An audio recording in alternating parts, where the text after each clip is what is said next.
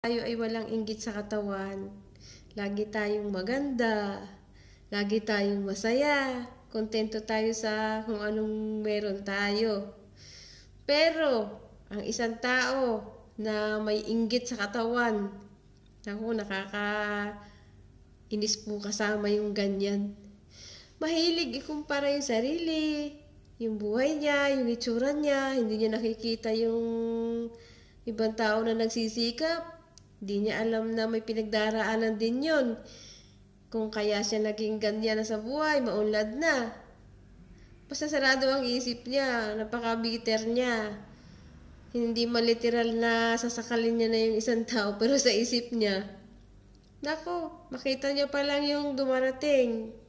Pamihado po na sira na ang araw nun. Tapos, ipipressure niya yung sarili niya na higitan kung ano yung ginagawa niya. Madalas mangyari po yan sa isang kumpanya.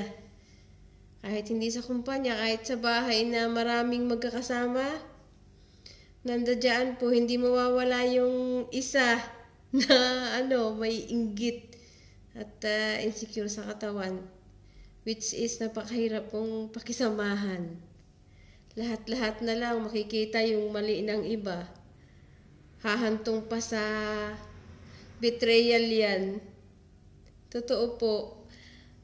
Basta hindi po sila masaya na happy ka. Tapos hindi nila maiintindihan kahit pagpaliwanagan mo sila. Kasi nga may malalang karamdaman yung inggit. Tapos, sabi nga po sa Biblia, sa Old Testament, yung nangyari kay Abel, di ba? At saka kay Cain, nagkaroon ng inggitan. So, ngayon, nangyayari sa ating mundo. Hindi na mawala-wala kahit saan. Basta asahan mo na, pag may pinuntahan kang isang lugar, ako, may isang tao dyan o dalawa na may ugaling ganyan. Which is talagang nakakainis. So, kung magiging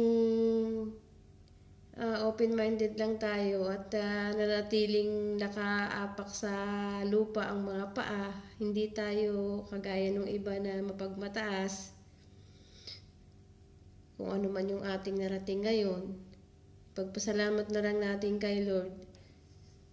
Kasi yung ibang tao po, kapag ka nakikita na may mga gamit ka, may bagong cellphone ka, basta yung mga maliliit na bagay din, nagiging sanhi din ng pagkainggit. Ewan ko ba kung bakit walang lunas yung sakit na yan, kahit anong gamot pa siguro ang inumin o kahit sino pang doktor, wala makakapagpagaling, kundi yung sarili nila. Ang hirap, di ba? So, yun lamang po guys, ang aking hugot.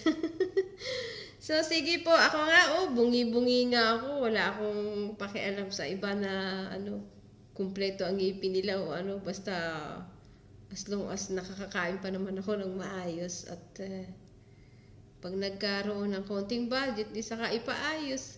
Pero kung siguro maiinggit ako, hindi siguro.